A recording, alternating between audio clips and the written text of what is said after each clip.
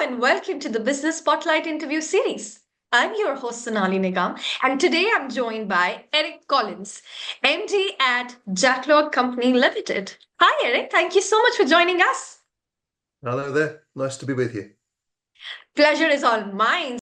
Okay, so I own and lead the the uh, the world leading opening window safety and security product business called the Jackloc Company Limited.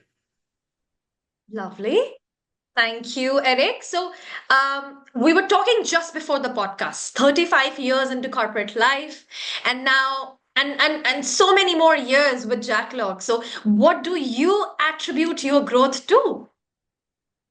Uh, Hard work, Mhm. sacrifice, being present when others have been missing, Ah, uh, a bit of luck. So all Mhm. all those things probably, and a mixture of them. Lovely. All the right notes hit correctly by you. That in the first answer, I would say, that's quite interesting, Eric.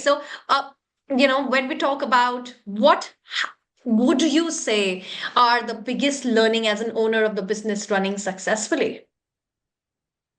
Um, I think you've got a clear definition of a strategy that you want to take your business on.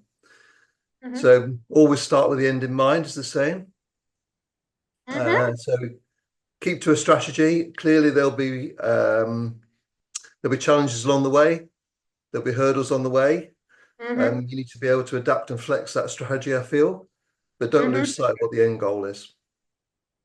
Interesting. You talked about the challenges and while we need to make sure the interview is also full of learning. So what challenges are you facing currently in business and how do you address them?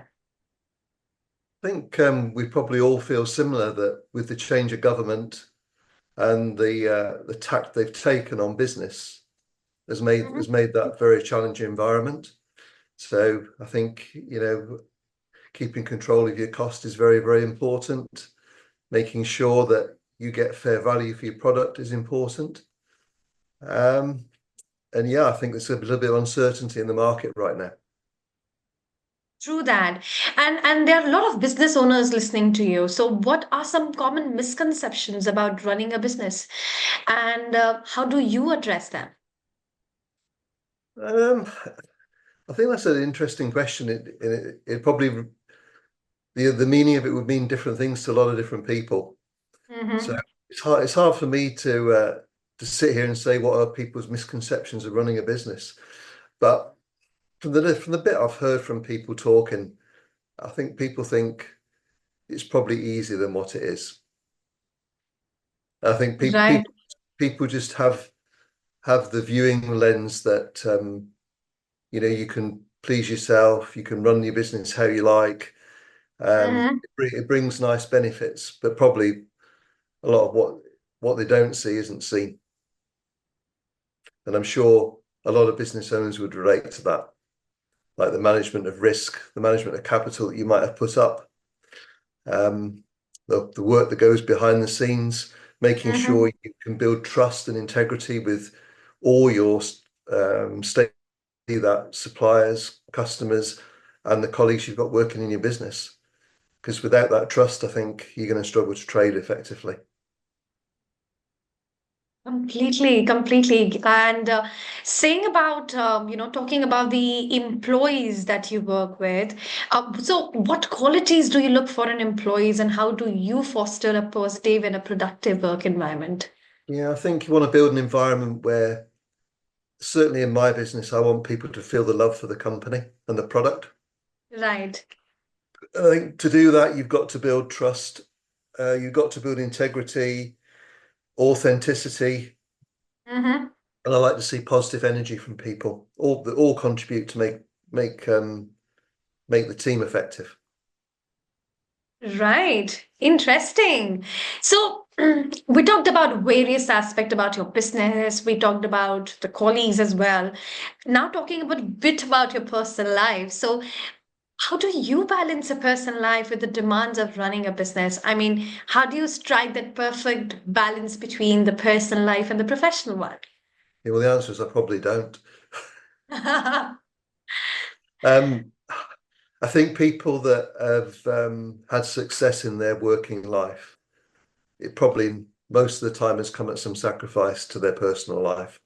Mm-hmm. I think we're all made a certain way. Our DNA is in us from birth, and even though I'm towards the latter end of my career, Uh-huh.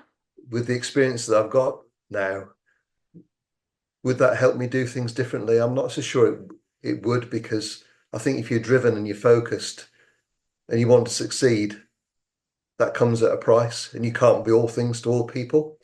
Although I do Mm-hmm. recognize that a work-life balance is critical. Um, True. how anybody ever gets that perfectly right, I don't have the answers to that. With each answer, you leave me on a note where I feel like I'm stuck there. But that comes to my next question because podcast has to continue. So, what are your aspirations for your company in the next 5 years? Where do you see yourself? Well, we're a UK manufacturer. We're proud of that. Um, we want to continue growing our business. Our passion here is to reduce accidents and save lives. That's our mission. Uh-huh. We hope to make a bit of money while doing that. But Mm-hmm. truly making a difference is seeing those accident numbers and life-saving numbers come down.